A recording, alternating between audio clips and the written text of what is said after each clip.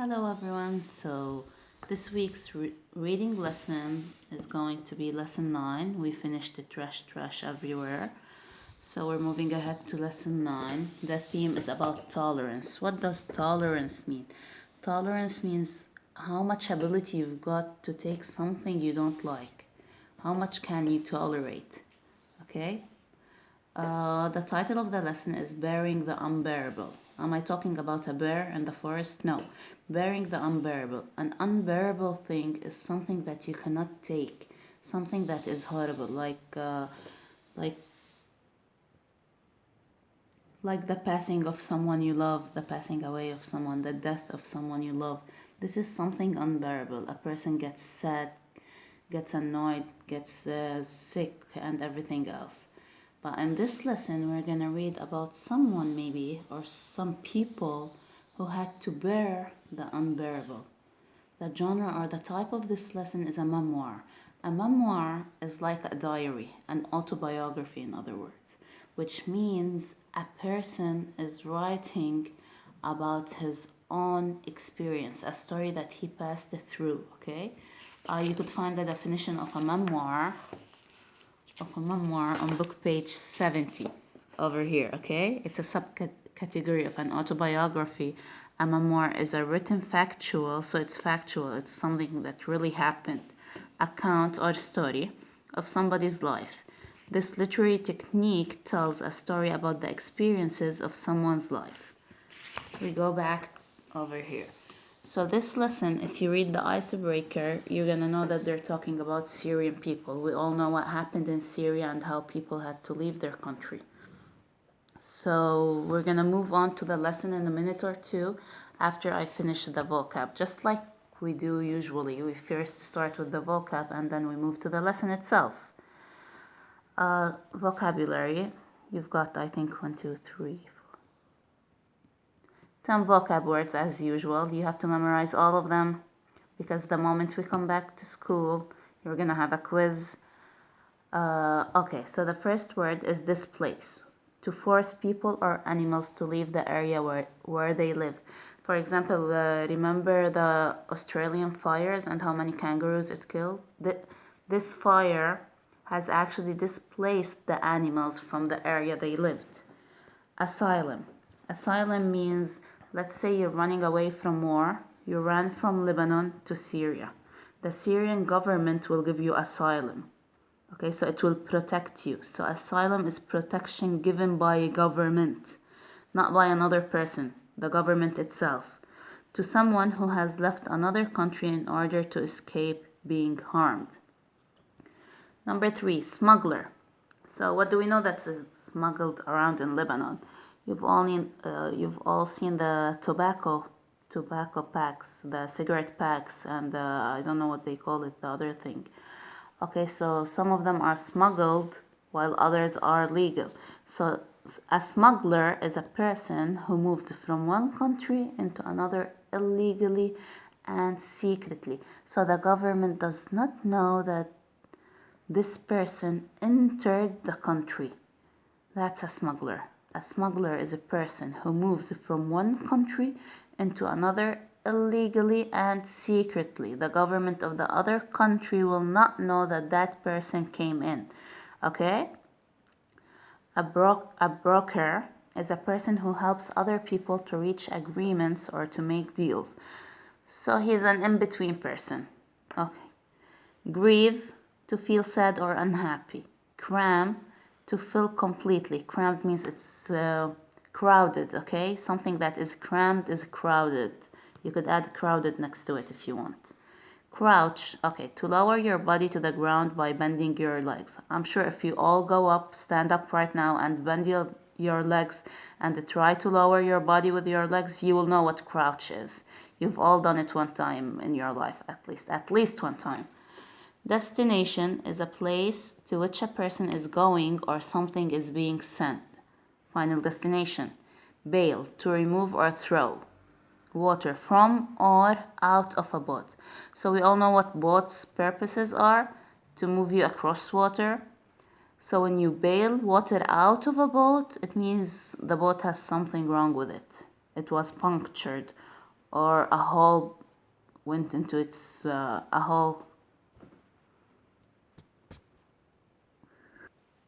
So again, bail is to remove or throw water from or out of a boat. So if the boat has a hole in it, the water would come in and then people would have to bail the water out of the boat.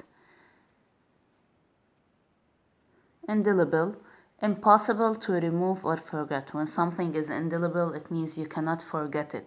So an experience is indelible when it leaves a mark on you. Let's go to the lesson on book page 72. I'm gonna read it and try to explain it as I read. And then you have to read it at home and answer the questions that follow. Okay, bearing the unbearable. Since the conflict in Syria began in 2011, 12 million people, including me, have been displaced by the fighting, and almost 4 million people, including 1.6 million children, have fled the country. Fled means left, displaced, huh? So this person we're going to read about is a Syrian refugee, okay, or asylum seeker who has left Syria because of the war, of the fighting. Many of my neighbors decided to flee to Lebanon, which is now home to almost 1.2 million Syrian refugees. They make up over 20% of the country's population. Others chose Iraq. My parents decided to take us to Turkey with another 1.8 million. So this writer went to Turkey, not to Lebanon, not to Iraq, but to Turkey. My father said that we wouldn't stay there for long since we would take the U-boat to Greece and from there to Germany to seek asylum. So the final destination was supposed to be Germany. Keep that in mind as we read. My mother agreed but was worried about us, and our baby brother was still 4 months old. We went to Izmir in Turkey, and there our journey began in mid November. In Izmir, the smugglers saw us in the street. They knew we were Syrian. One of them immediately came to us and said, I have a big, safe boat and will put you in a good car. The journey will only take 30 minutes and you will reach the beach without any problems. The journey cost $1,125 per person, but they made us a good deal by considering my baby brother for free. My father paid the money to an insurance broker in Izmir, who in turn gave us a secret number. You give this number to the smugglers when you reach the boat, so they can collect the money.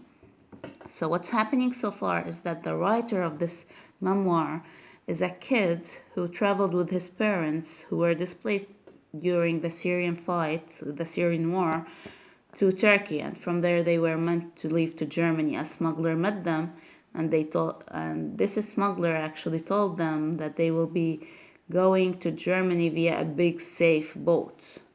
I'm not sure if they were supposed to believe it. Okay, let's continue reading. We were told to go to a hotel where we waited for a week for our turn to come, but when it was time to leave, we were only given a 30-minute warning. We were told to turn off our mobile phones and just to take one bag. The smuggler ordered some people to throw their bags away if they were too big. I was very nervous and afraid to say any word because I didn't want my father to grieve more. So why was the father grieving? Try to figure it out. Around 50 people were crammed into a small bus that looked like a garbage can with blackened windows, so people couldn't peek in. When we were dropped off, we had to walk for another hour and a half through a forest. We kept running, stopping, and crouching every now and then. After walking for ages, we finally reached a place where we could see the sea.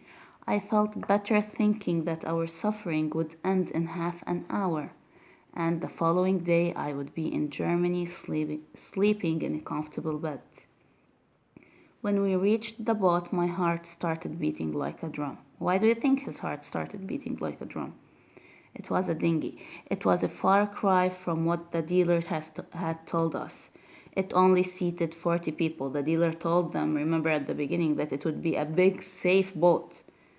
This wasn't the big, safe boat they were told that they were leaving on. This one only seated 40 people, but we were 55 adults and children and around 3 infants, okay?